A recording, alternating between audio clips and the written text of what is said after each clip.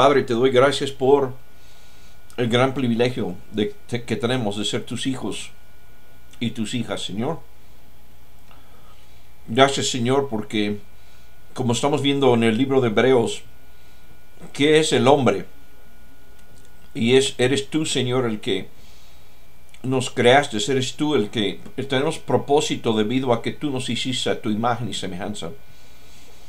Tenemos propósito y significado, Señor, porque aún después de haber pecado Adán, Eva y nosotros mismos, tú nos has redimido, nos has hecho de nuevo tus hijos, nos has hecho hermanos de Jesús, nos has puesto como parte de tu familia, Señor.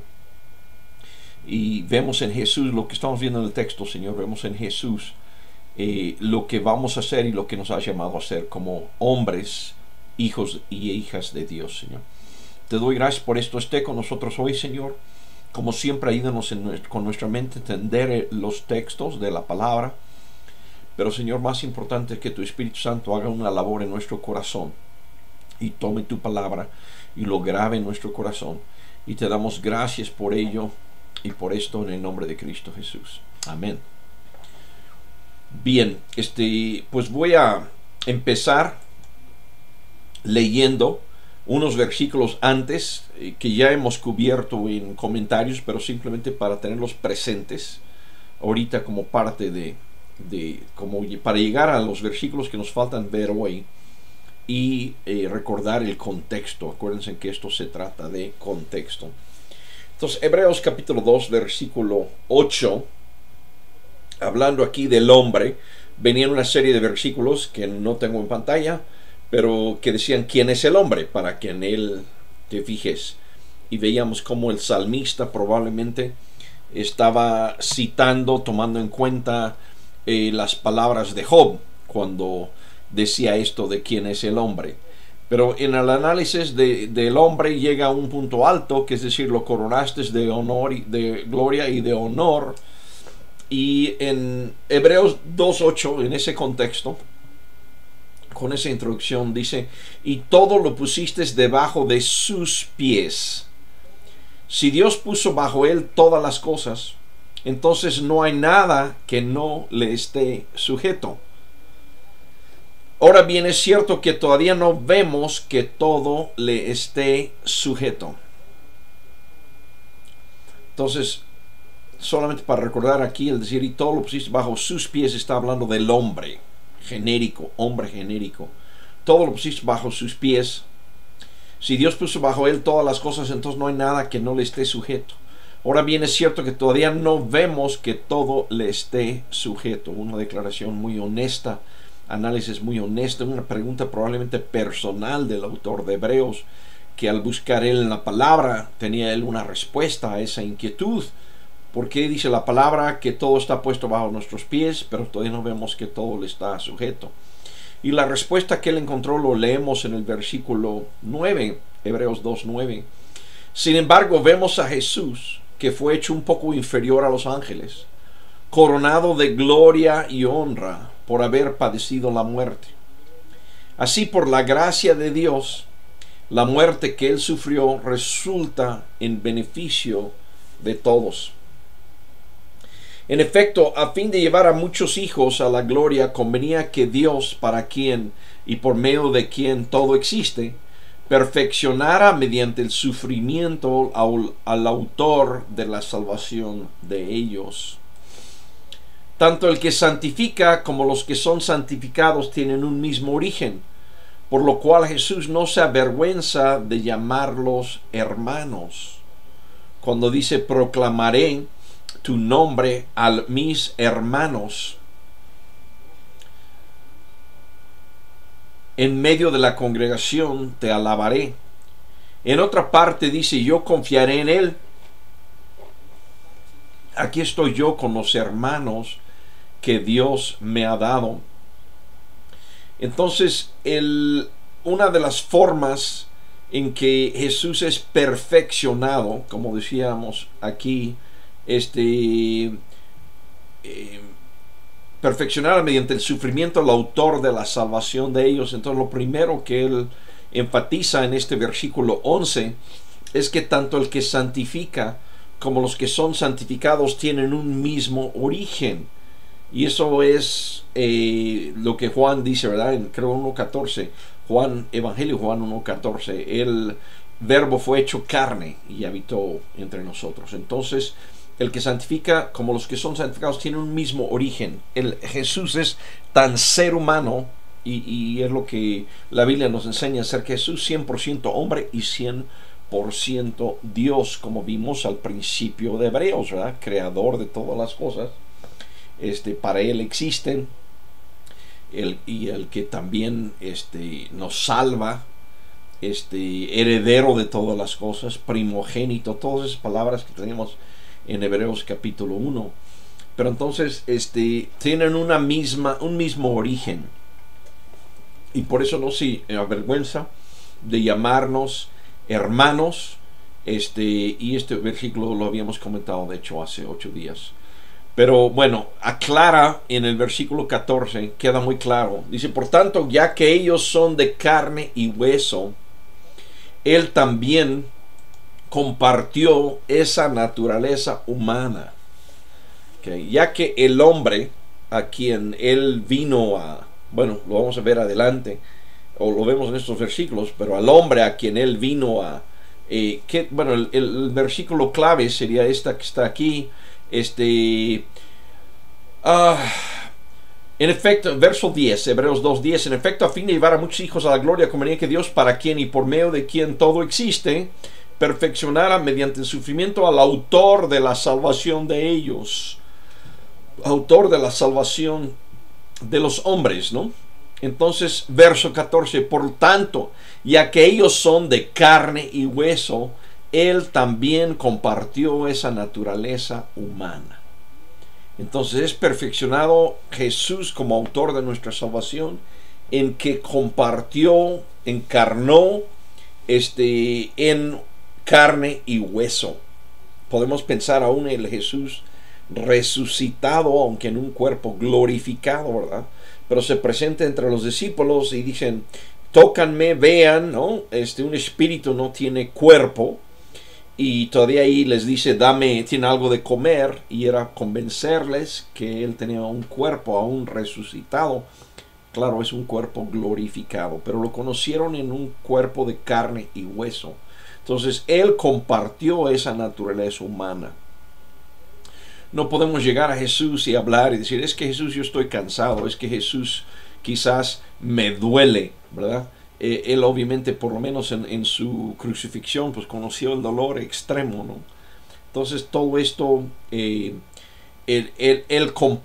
compartió esa naturaleza humana. Hay una palabra que creo que no está usado aquí en este momento, pero que me acuerdo yo, que es la palabra compasión. Y yo entiendo esa palabra como decir, tengo la misma pasión. Entonces Jesús sufrió, tiene los mismos sentimientos, compartió esa naturaleza humana, ¿okay? Y eso lo perfecciona como autor de nuestra salvación. Pero aparte, aquí no es lo primero que menciona el autor de Hebreos, sino el autor de Hebreos aquí dice, por tanto, ya que ellos son de carne y hueso, Él también compartió esa naturaleza humana. Pero fíjense en cuál es la primera razón que da el autor de Hebreos de por qué comparte él esa naturaleza humana. Dice, para anular mediante la muerte al que tiene el dominio de la muerte, es decir, al diablo. ¿Okay? ¿Cómo pudo Dios morir por nosotros? Si Él es Dios. Si Él es Dios eterno, ¿cómo pudo morir? Pero al encarnar y tener carne y hueso del hombre que está muriendo por sus pecados, Jesús, el Hijo, pudo morir, ¿okay? Para anular mediante la muerte. Y es necesario que un hombre muriera, y vamos a ver más de eso. Pero aquí, ¿por qué es necesario esto? ¿Y por qué digo que es necesario? Más bien, la forma correcta de decirlo, este es el plan, este es como Dios quien gobierna en este universo. Él hace las reglas, pero los hace de manera que vemos que Él es justo. Pero dentro de las reglas y la forma en que Él hizo que esto se debería de hacer o llevar a cabo, era que Él tenía que compartir la naturaleza humana de carne y hueso para anular mediante la muerte al que tiene dominio de la muerte, al diablo. Algo interesante aquí, porque en Génesis sabemos que decía, no comas de esto, el día que comes de esto morirás. Pero el que tiene aquí el dominio de la muerte es el diablo. El diablo es lleva y organiza y promueve la maldad, ¿no? Pero aquí él va a anular al diablo. Y esto es importante, una enseñanza cristiana bien importante. Jesús vino para anular mediante la muerte al que tiene dominio de la muerte, es decir, al diablo. Yo veo muchos cristianos hoy en día que creo que no han entendido este versículo. Yo entiendo aquí, dice, mediante la muerte. Yo te preguntaría, ¿Jesús ya murió? Pues sí. Entonces, Él ya murió. Entonces, ¿cómo anula el que tiene el dominio de la muerte, es decir, el diablo? O sea, yo entiendo, sobre todo para el cristiano, para el creyente, Jesús ya murió y Él ya anuló al que tiene dominio de la muerte. Él ya anuló al diablo. Yo no necesito hacerme... Bueno, hablan de la guerra espiritual y perdón que yo me ría un poquito, ¿no? Pero no, ya no es que yo me tenga que volver un guerrero karateca cristiano para echarme al diablo, no. Jesús ya anuló mediante su muerte al que tiene dominio de la muerte. O sea, Él ya anuló al diablo para el creyente. ¿Okay? Para el creyente, Él ya anuló mediante la muerte al que tiene dominio de la muerte, es decir, el diablo. De vuelta, entonces la razón número uno, para no salirnos del contexto, de que Jesús hizo carne y hueso era para que Él pudiera anular mediante la muerte al que tiene dominio sobre la muerte. Están los seres humanos de carne y hueso, están muriendo, el que domina la muerte es el diablo, y el plan de Dios, las reglas de Dios, el esquema de Dios, la justicia que Dios ha puesto, dice, va a llegar uno que es también carne y hueso y va a morir y mediante su muerte, pero no es uno nada más uno, el mismo Dios, creador del universo, heredero de todo lo que hemos visto, llega a anular mediante la muerte al que tiene dominio de la muerte, es decir, al diablo. Entonces, recuérdense que, hablando de contexto, él dice en el verso 8, ahora bien es cierto que todavía no vemos que todo le esté sujeto. Verso 9, sin embargo, vemos a Jesús. Okay. Y empieza a hablar de Jesús. Entonces, ¿qué está diciendo Jesús? Vemos a Jesús que murió, ¿verdad? Que se hizo carne y hueso para anular mediante la muerte al que tiene el dominio de la muerte, es decir, al diablo. Okay. Y librar a todos los que por temor a la muerte estaban sometidos a esclavitud durante toda la vida. En México en estas fechas casualmente se celebra el Día de la Muerte, el Día de los Muertos. A veces se ríe en México hay quienes dicen que se ríen de la muerte. Pero pues yo he visto cuando la gente muere, ¿no? La gente que no tiene a Cristo. Y es un llorar, es una desesperación, es un griterío. Me quedó muy impresionado y creo que iré a la tumba dentro de mis muchas memorias, una memoria de una familia que estaba en un hospital en la noche y salieron y tenían en un cuadro un pedacito de plástico, se veía como algo chino, muy barato, y perdón los chinos si los ofendo con eso, pero algo muy barato de plástico, y tenía ahí impreso una virgen, y dicen, ¿podrías tú orar por nuestra madre que está a punto de morir?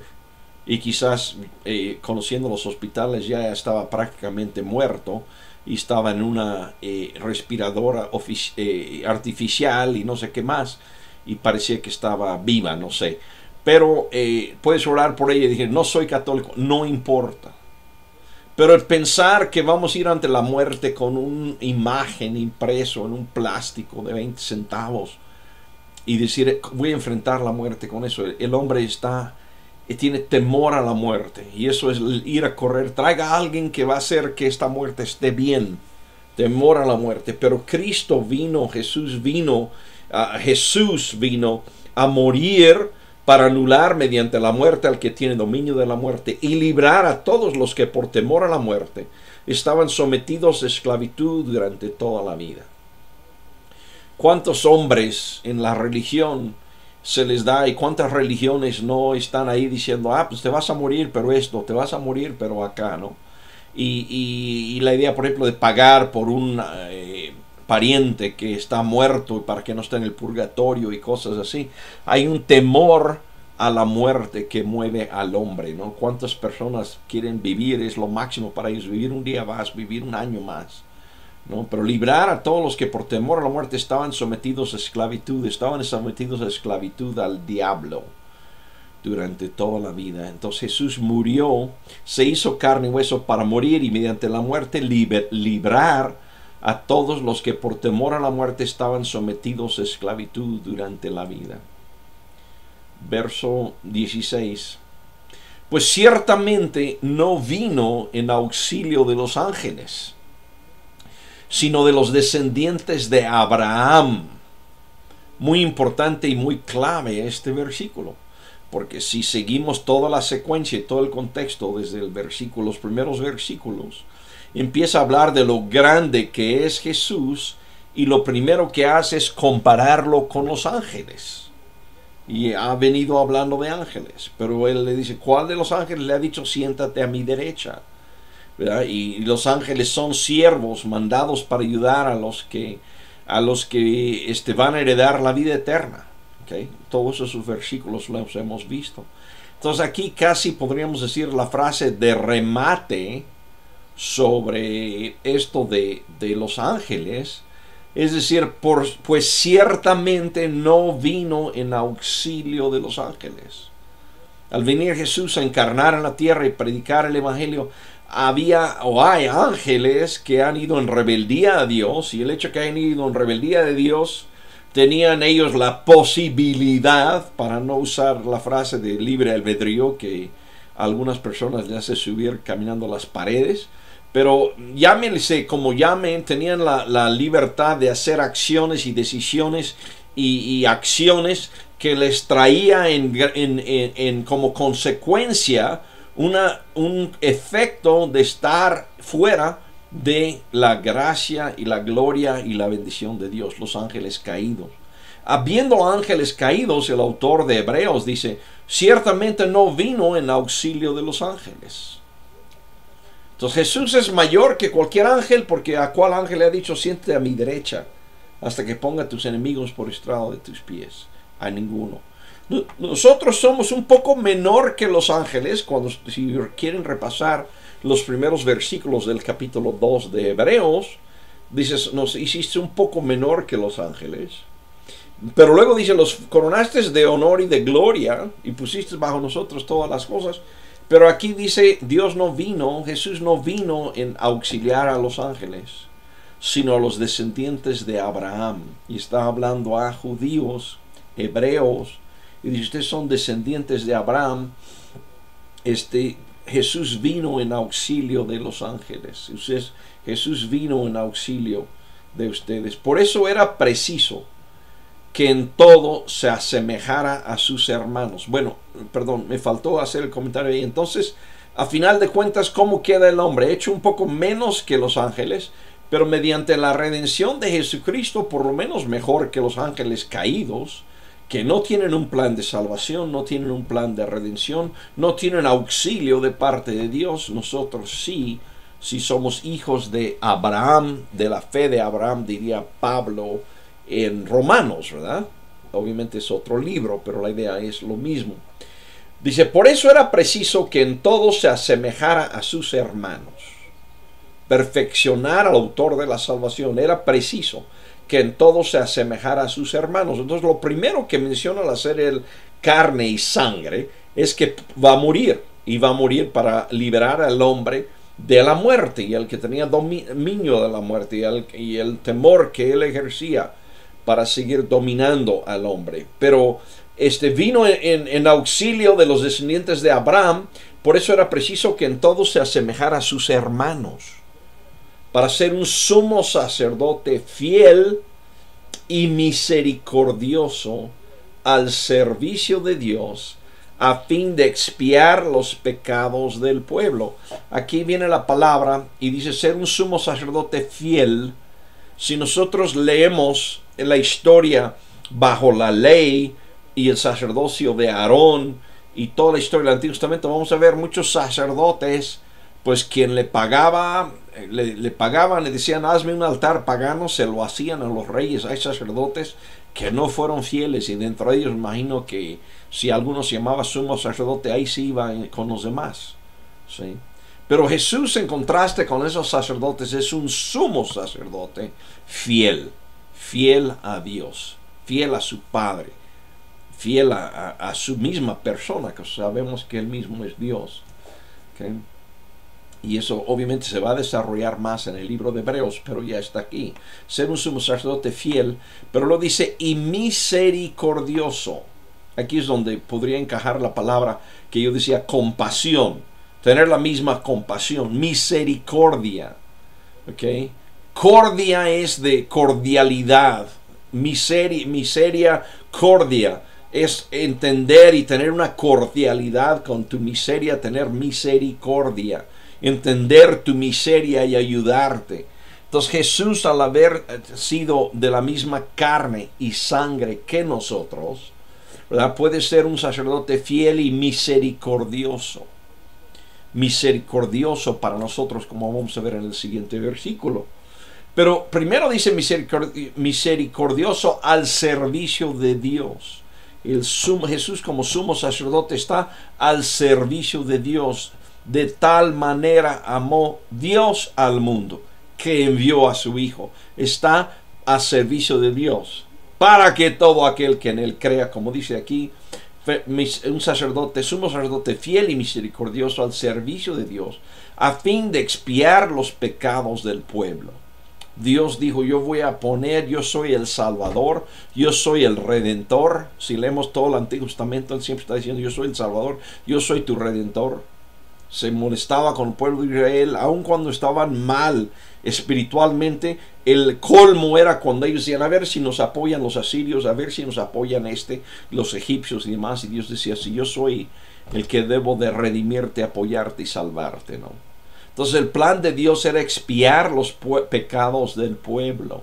Y Él es un sacerdote al servicio de Dios.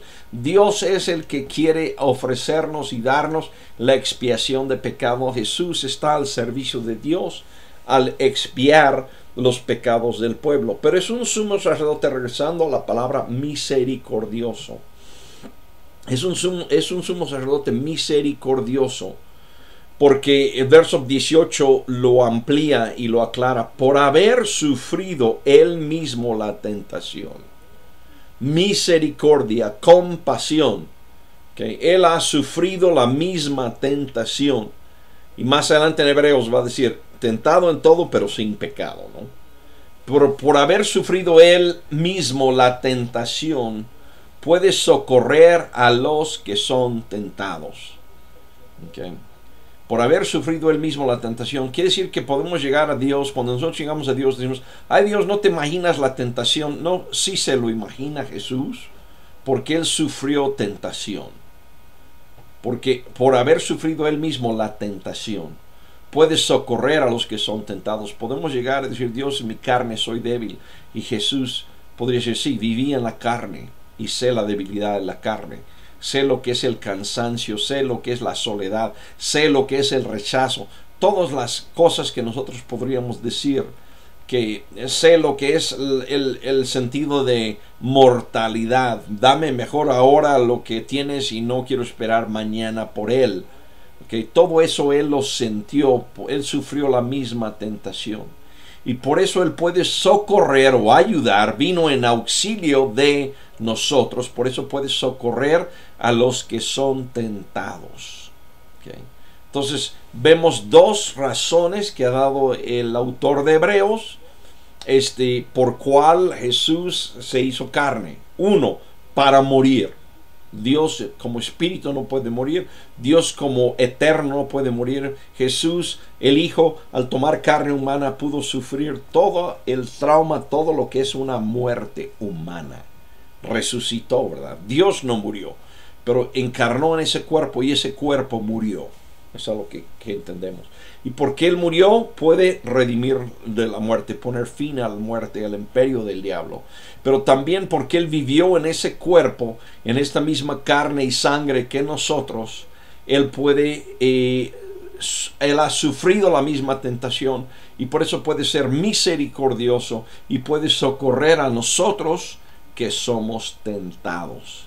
Entonces, todo eso nos está explicando lo que se daba a entender al decir, perfeccionara, Hebreos 2:10, en efecto, a fin de llevar a muchos hijos a la gloria, convenía que Dios, para quien y por medio de quien todo existe, perfeccionara mediante el sufrimiento al autor de la salvación de ellos. Y bueno, siguiendo entonces, el verso 16, por haber sufrido él mismo la tentación, puede socorrer a los que son tentados. Y simplemente para hacer un paralelo aquí, Juan en su primera carta, primera de Juan, capítulo 1, versículo 9, dice: si confesamos nuestros pecados, Dios, que es fiel y justo, nos los perdonará y nos limpiará de toda maldad. La misma promesa, concepto, el mismo entender de lo que Dios hace por nosotros, que este versículo 18, Hebreos 2:18, por haber sufrido él mismo la tentación, puede socorrer a los que son tentados. Y el autor de Hebreos va a regresar a esto y ampliarlo más adelante en el libro de Hebreos. Si confesamos nuestros pecados, Dios, que es fiel y justo, nos los perdonará y nos limpiará de toda maldad. 1 de Juan 1:9. Con esto, hermanos, y ocupando quizás nada más mitad del tiempo de la clase, bueno, de una hora, que normalmente es lo que programo yo una clase, pues hemos terminado el capítulo 2 de Hebreos, perdón. Les recuerdo que el formato que he escogido para este curso, o predicaciones, o clase, lo que quieran ustedes llamarle, de Hebreos, es ver primero, es un libro que se basa se basa bastante, qué bueno, en el Antiguo Testamento, y siento que necesitamos conocer esos textos para entender el mensaje del libro de Hebreos. Entonces, lo que quiero hacer ahorita con el tiempo que nos queda es empezar a ver los textos del Antiguo Testamento que nos van a ayudar, y son 3 pasajes para el capítulo 3 de Hebreos. O sea, hay unos pasajes, historias y demás que él menciona, y necesitamos tener entendimiento de ellos para apreciar bien lo que el autor de Hebreos nos va a decir en el capítulo 3. Entonces empezamos, hermanos, terminamos capítulo 2, empezamos capítulo 3, pero más que no vamos a ver hoy los versículos del capítulo 3, pero sí creo que tenemos bastante tiempo para ver los textos del Antiguo Testamento que forman la base sobre la cual va a dar él la predicación, explicación, enseñanza en el capítulo 3 de Hebreos. Entonces, voy a dar lectura y hacer unos comentarios. Nos vamos a ir primero a Números capítulo 12. Y les voy a recordar que quizás el autor de Hebreos solo menciona un versículo, o 2 versículos, o medio versículo. Pero nosotros estamos regresando para conocer el contexto, porque creo que el autor de Hebreos daba por un hecho que a quienes él escribía originalmente esta carta conocían bien los pasajes a los que él hacía referencia. Desgraciadamente no tengo la misma confianza, inclusive de mi persona. Es siempre bueno que yo los repase y vuelva a entender, y creo que la mayoría o no los conocemos o nos hace falta repasarlos para tenerlos bien presentes. Entonces, primero Números 12, y es acerca de, pues nos encontramos con Moisés, el pueblo de Israel fuera de Egipto, en el desierto, durante su periodo ahí de tantos años en el desierto. Números 12, Moisés había tomado por esposa a una egipcia. Okay.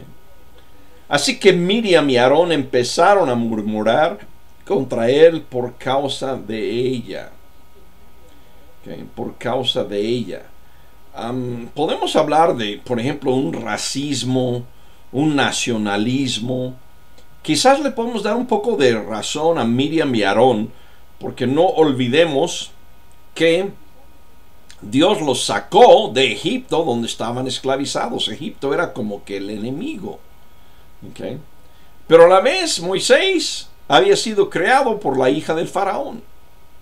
Entonces, aunque él es judío y es el que está tomando al pueblo, o sea, siendo usado por Dios para liberar al pueblo y encaminarlos y darles la ley y demás, pero él en su cultura, en su costumbre, pues era egipcio.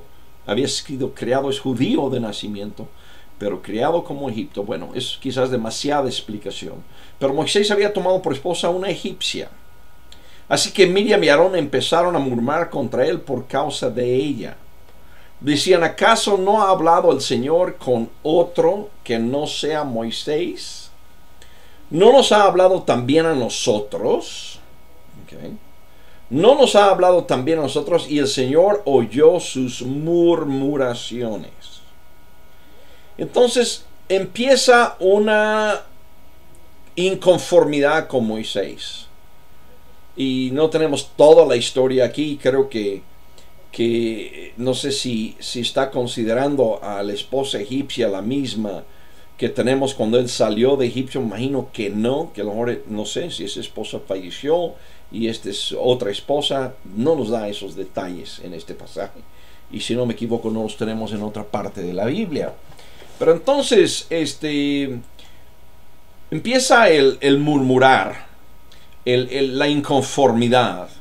Y dentro de ese murmurar y dentro de esa inconformidad, okay, ellos dicen, o sea, prácticamente si resumiéramos lo que están diciendo es, ¿qué tiene de especial Moisés? ¿Acaso no ha hablado el Señor con otro que no sea Moisés? Okay. ¿No nos ha hablado también a nosotros? Bueno, todo el pueblo de Israel había oído el mensaje. O sea, cuando bajó y dio las leyes, oyeron la voz en algunas partes. Entonces, ¿no nos ha hablado también a nosotros? Pues sí, habían oído, pero no lo mismo que Moisés, ¿no? Pero bueno, se olvidan de esos detalles en el momento de celos, ¿no? No ha hablado también a nosotros, y el Señor oyó sus murmuraciones. O sea, acuérdense que Miriam hacía cantos con los que marchaban y guiaban el desierto. Aarón era el sacerdote, ¿no? Entonces, en ese sentido, no nos ha hablado también a nosotros. Y el Señor oyó sus murmuraciones. O sea, dos gentes murmurando. El Señor oyó sus murmuraciones. Y a nota editorial o un dato importante para entender la historia es, a propósito, Moisés era muy humilde. Más humilde que cualquier otro sobre la tierra. No esperábamos o no esperaría uno ese versículo 3 de que Moisés es humilde. Nosotros decimos, Moisés es el gran líder. Moisés es el gran, pues si no le tocó armar un ejército y hacer guerra, sí se tocó como en una forma de fe en Dios enfrentar a uno de los grandes ejércitos, que era el ejército de egipcio. ¿Se acuerdan, si regresamos a su llamado, que él decía, tengo dificultad a hablar? Y Dios le dijo, bueno, precisamente Aarón va a hablar por ti, ¿no? Tu hermano va a hablar por ti. Y bueno, esa es otra cosa que quizás no he hecho hincapié. Miriam y Aarón eran su hermano y hermana, ¿no? Entonces, la familia los está atacando, ¿no? Pero él era humilde. Entonces él era un líder, era usado grandemente por Dios, pero era humilde. Pero no una humildad así medio repintada o de repente, sino Moisés era muy humilde, más humilde que cualquier otro sobre la faz de la tierra. De pronto el Señor les dijo a Moisés, Aarón y Miriam, salgan los tres de la tienda de reunión.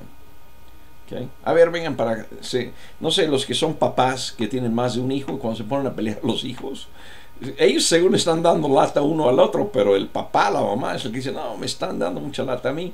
Entonces aquí, de pronto el Señor les dijo a Moisés, Aarón y Miriam, salgan los tres de la tienda de la reunión. Y los tres salieron. Entonces el Señor descendió en una columna de nube y se detuvo a la entrada de la tienda. Llamó a Aarón y a Miriam, y cuando ambos se acercaron, el Señor les dijo, escuchen lo que voy a decirles. Okay. Cuando un profeta del Señor se levanta entre ustedes, yo le hablo en visiones y me revelo a él en sueños. Pero esto no ocurre así con mi siervo Moisés. Okay. Porque en toda mi casa él es mi hombre de confianza. Con él hablo cara a cara, claramente y sin enigmas. Él contempla la imagen del Señor. ¿Cómo se atreven a murmurar contra mi siervo Moisés? Entonces la ira del Señor se encendió contra ellos y el Señor se marchó. Y creo que lo que el autor de Hebreos va a poner, pero de vuelta el contexto es bien importante, nos ayuda a apreciar lo que está aquí. El versículo 7. Creo que es lo que va a usar mucho el autor de Hebreos. El versículo 7 de Números 12:7 dice, pero esto no ocurre así con mi siervo Moisés, porque en toda mi casa él es mi hombre de confianza. Entonces, él es parte de la casa de Dios, está dentro de la casa de Dios y es un hombre de confianza para Dios, ¿no? Y bueno, de vuelta a esa historia es importante conocerlo. Nos pasamos un poco más adelante. Si leemos el pueblo de Israel, la historia del pueblo de Israel en el tiempo con Moisés y todo es una historia de quejas, de inconformidades, de no estamos de conformes y demás, ¿no? Entonces no nos tenemos que ir muy lejos a Números 14 y vemos otra ocasión, ¿no? Y dice, aquella noche toda la comunidad israelita se puso a gritar y a llorar. En sus murmuraciones contra Moisés y Aarón, la comunidad decía, aquí ya Aarón ya entendió que es Moisés el que debe seguir, pero ahora se están quejando contra Moisés y Aarón. La comunidad decía, ¿cómo quisiéramos haber muerto en Egipto? ¡Wow! Espero que no lleguemos ninguno de nosotros a decir, ojalá yo hubiera muerto antes de conocer al Señor. Espero que nadie se le haya ocurrido decir eso. Más nos valdría morir en este desierto. ¿Para qué nos ha traído el Señor a esta tierra? Hay veces sí en nuestra vida donde decimos, ¿por qué nos trajo aquí? No. Pero para morir atravesados por la espada y que nuestras esposas y nuestros niños se conviertan en botín de guerra, ¿no será mejor que volviéramos a Egipto? Aquí hay una amenaza, sienten una amenaza de guerra, piensan que sus hijos se van a perder y dicen, pues mejor en Egipto pues éramos esclavos, pero no nos iban a atravesar por espadas en medio del desierto, ¿no? Y unos a otros se decían, escojamos un cabecilla que nos lleve a Egipto. Pues mire, hermanos, cabe señalar que creo que desde Jerusalén hasta Cairo, Egipto, son, si no me equivoco, como 120 kilómetros, ¿no? Algo así. Y te puedes ir caminando, no sé, 2-3 días.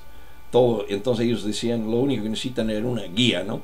Que dijera, vamos a regresar a Egipto, ¿no? Alguien que llegara ahí a pedirles disculpa y acéptenos como esclavos otra vez en Egipto. No creo que para eso se necesitara un gran hombre, ¿no? Pero bueno, me estoy desviando. Entonces Moisés y Aarón cayeron rostro en tierra ante la comunidad israelita. Ahí estaba también Josué, hijo de Nun, y Caleb, hijo de Jefón, los cuales habían participado en la exploración de la tierra. Ambos se rasgaron las vestiduras en señal de duelo. Y le dijeron a toda la comunidad israelita, la tierra que recorrimos y exploramos es increíblemente buena. Si el Señor se agrada de nosotros, nos hará entrar en ella. Nos va a dar una tierra donde abundan la leche y la miel. Así que no se rebelen contra el Señor ni tengan miedo de la gente que habita esta tierra. Algunos de los espías habían regresado, es decir, son unos gigantes en esa tierra. ¿Okay?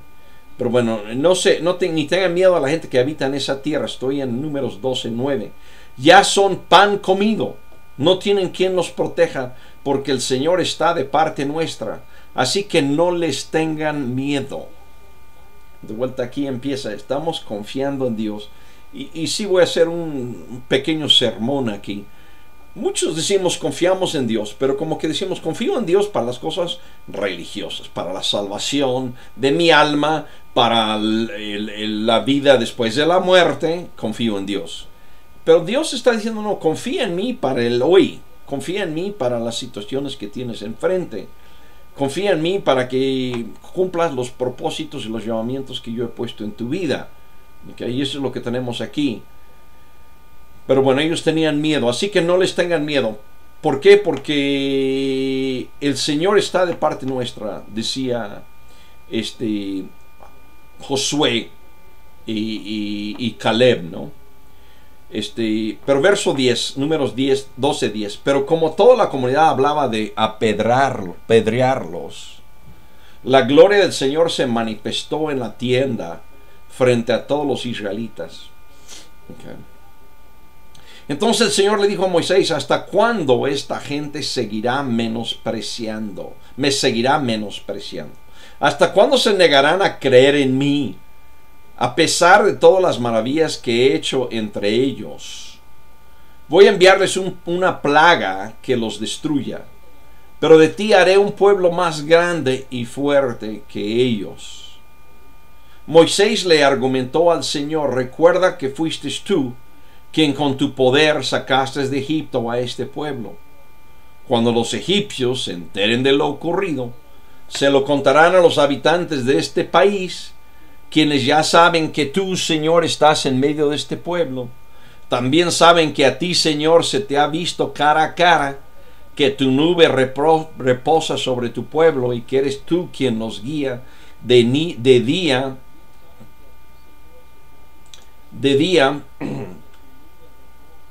con la columna de nube y de noche con la columna de fuego.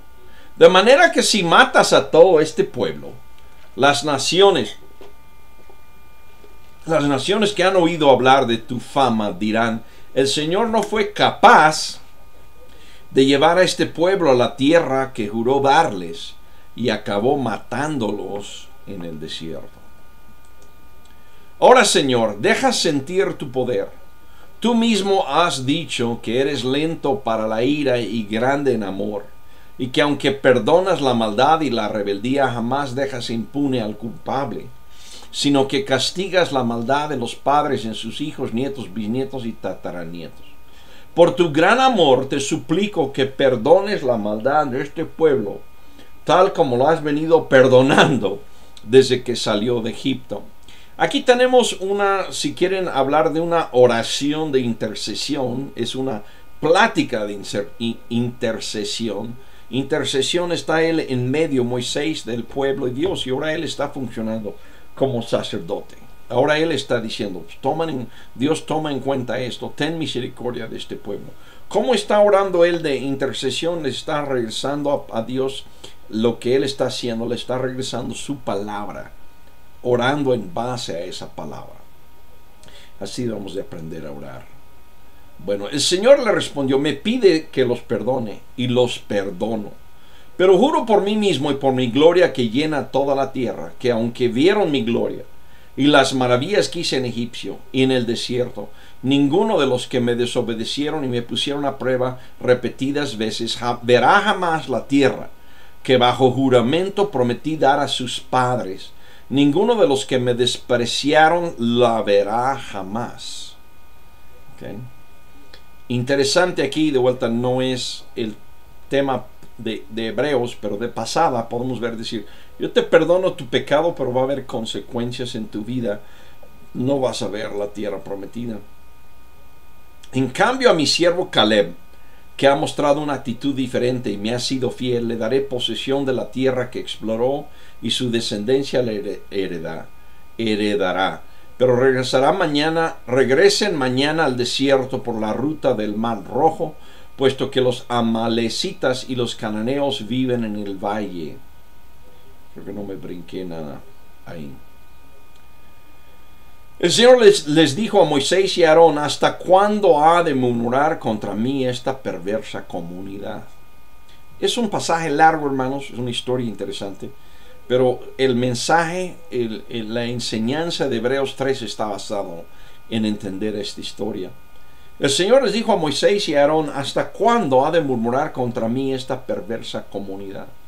Ya he escuchado cómo se quejan contra mí los israelitas. Así que diles de parte mía, juro por mí mismo, que haré que se les cumplan sus deseos. Los cadáveres de todos ustedes quedarán tirados en este desierto. Que por cierto, Jesús en Juan 6 hace referencia a este pasaje, si quieren checarlo.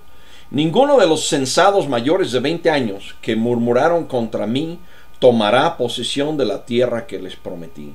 Solo entrarán en ella Caleb, hijo de Jefón, y Josué, hijo de Nun. También entrarán en la tierra los niños que ustedes dijeron que serían botín de guerra, y serán ellos los que gocen de la tierra que ustedes rechazaron. Entonces Dios dice: ¿saben qué? Esta generación para afuera, excepto 2 hombres, Caleb y Josué. Todos fuera. Y voy a empezar con una nueva generación, con una nueva generación menor a 20 años de edad.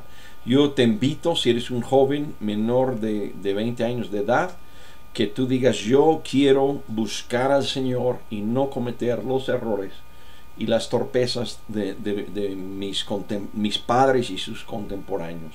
Quiero un borrón y cuenta nueva y empezar acercándome al Señor, y Dios te va a bendecir. Y tú eres ustedes son los que tienen menos de 20 años ahorita, que tienen una generación enfrente para servir al Señor. Pero bueno, otra vez un mensaje en medio. Ninguno de los censados mayores de 20 años que murmuraron contra mí tomarán posesión de la tierra que les prometí. Solo entrarán en ella Caleb, hijo de Jefón, y Josué, hijo de Nun.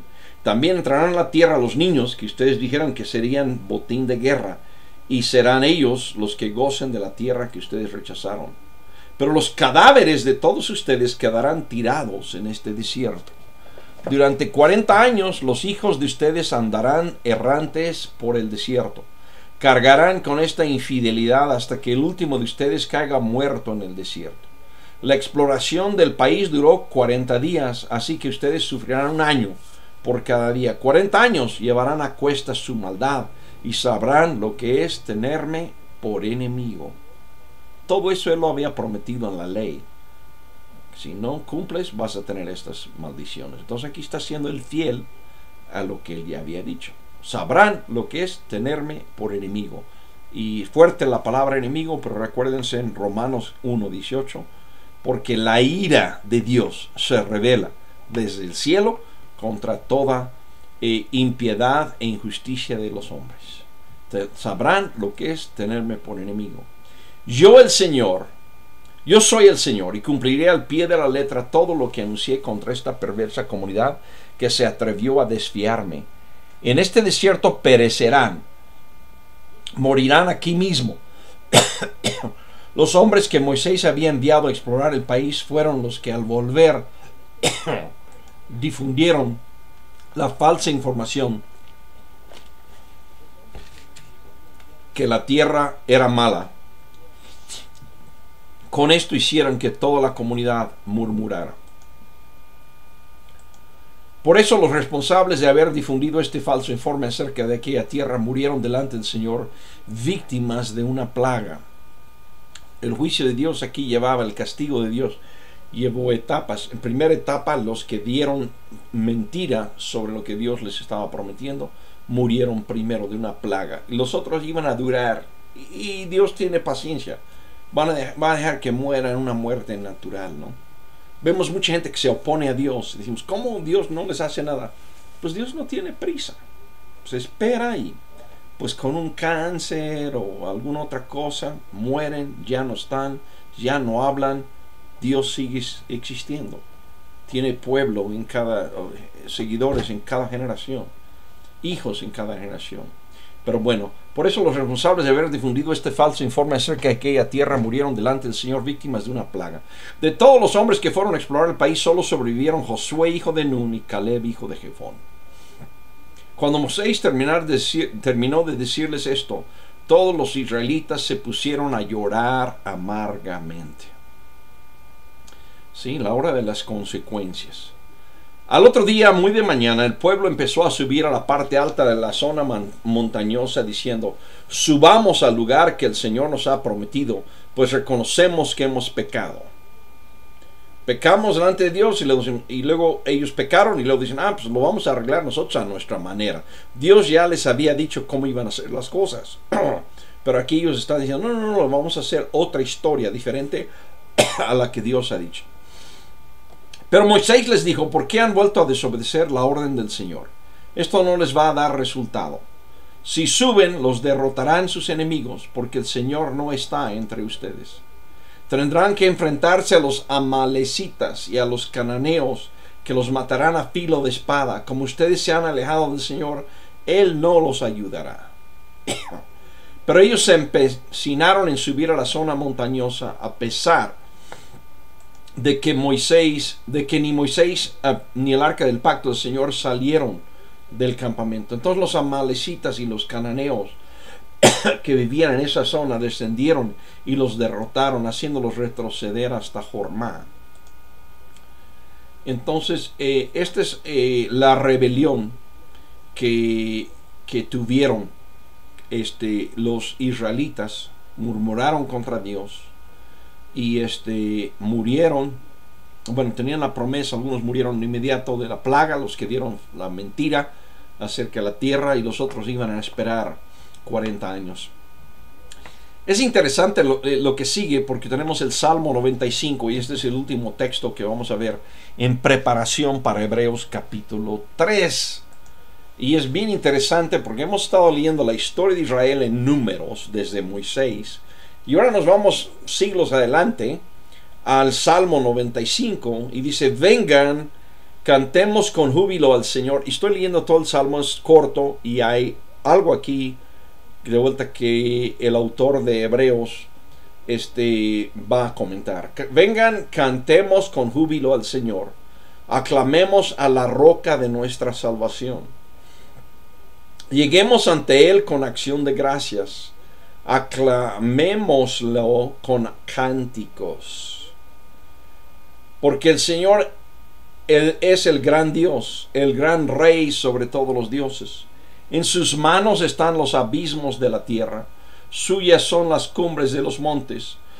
Suyo es el mar, porque Él lo hizo, con sus manos formó la tierra firme. Hablé de cómo Moisés, al orar, le recordaba a Dios cuál era su proyecto y cuáles eran las palabras que Él había dicho al interceder por el pueblo de Israel. Aquí vemos otro ejemplo de oración, que es orar alabando a Dios. Aclamando, dice aquí, pero es alabando, aclamando a Dios, recordándole sus grandezas, pronunciando sus grandezas, ¿no? Pero bueno, verso 6, Salmo 95, 6. Vengan, postremos reverentes, doblemos la rodilla ante el Señor nuestro Hacedor, porque Él es nuestro Dios y nosotros somos el pueblo de su prado, somos un rebaño bajo su cuidado. Si ustedes oyen hoy su voz, y esta es la clave que va a usar el autor de Hebreos, si ustedes oyen hoy su voz, no endurezcan el corazón como en Meriba, como aquel día en Masá, en el desierto, cuando sus antepasados me tentaron, cuando me pusieron a prueba a pesar de haber visto mis obras. 40 años estuve enojado con aquella generación y dije, son un pueblo mal encaminado que no reconoce mis senderos. Así que en mi enojo hice este juramento, jamás entrarán en mi reposo. Me voy a adelantar tantito a Hebreos aquí, porque si se fijan en el Salmo 95, el salmista, en primer lugar, lo bello de esto es el salmista siglos después ha leído la palabra de Dios que vimos en Números, está meditando sobre lo que está en Números, ha sacado para sí mismo y comparte con los demás un mensaje, una aplicación práctica de la palabra de Dios en Números. Y ese mensaje consiste en decir, no seamos como ellos, son un ejemplo de lo que no debemos de hacer. Endurecieron su voz y no entraron. Pero dentro de eso, en el verso 7, el salmista, y me adelanto tantito a Hebreos, pero no completo, a Hebreos 3, el salmista al final del versículo 7 de Salmos 95, dice, si ustedes oyen hoy su voz. él, meditando en eso, dice, todavía la voz de Dios está llamando. Pero al estar llamando todavía la voz de Dios hoy, puede haber la misma respuesta que antes, que es el endurecer el corazón. No hagan ustedes ese endurecimiento. Y esto de vuelta prepara el camino para Hebreos capítulo 3. Cabe señalar que ya hemos visto al inicio del capítulo 2 una advertencia, ¿verdad? ¿Cómo escaparemos si nosotros descuidamos una salvación tan grande? Entonces hay muchas advertencias en el libro de Hebreos. Creo que para algunas personas por eso no les gusta el libro, porque tiene muchas advertencias y ellos quieren vivir, pues no sé, una vida sin advertencias. Creen que ya lograron un estatus del cual ya no requieren advertencias, pero hay advertencias. Y el salmista en Salmo 95, en el verso 8, hace una advertencia: no endurezcan el corazón como en Meriba, como aquel día en Masá, en el desierto, cuando sus antepasados me tentaron, cuando me pusieron a prueba, a pesar, ¿verdad? De haber visto mis obras. 40 años estuve enojado con aquella generación. La advertencia es, bueno, con ellos me enojé 40 años, entonces hoy no endurezcan el corazón, ¿ok?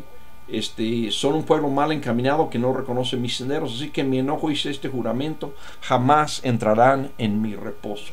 Entonces también esta última frase del reposo, él está diciendo, no endurezcan el corazón, porque jamás entrarán en el reposo. Y eso va a ser, base a este texto, que de vuelta se basa en Números 14, va a dar su mensaje, enseñanza, revelación, como quieran llamarle, el autor de Hebreos en el capítulo 3, que con la ayuda de Dios veremos la semana que entra.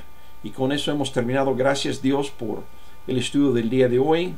Gracias, Señor, que tú no viniste en auxilio de los ángeles. Digo, yo no entiendo por qué a nosotros y no a ellos, pero gracias por tu misericordia. Gracias que viniste a nosotros, seres humanos, para socorrernos. Padre, gracias por ese socorro. Gracias por ser tus hijos, por ser hermanos de Jesús, por estar, leyendo aquí también de un reposo, de un corazón que tú has hecho tierno para oír tu palabra, Señor. Te doy gracias por todo esto. Ayúdanos, Señor, a ser fiel en seguirte, fiel en conocer tu palabra y ponerlo por obra. Te doy gracias por esto en el nombre de tu Hijo Jesús. Amén. Pues hermanos, me faltó, quizás veo que tuvimos cambio de horario en México y a lo mejor eso desquició a algunas personas. Aunque creo que sí le dimos bien el horario en México. No sé si hay alguien ahí que antes de cerrar el video, que siempre hago para luego hacer comentarios, pero no sé si hay alguien que quiera hacer un saludo para identificarse, para saludarlos. Según veo, por lo menos un par de personas que tengo anotados ahí. A veces no salen anotados, pero un par de personas. Si hay alguien ahí que saluda.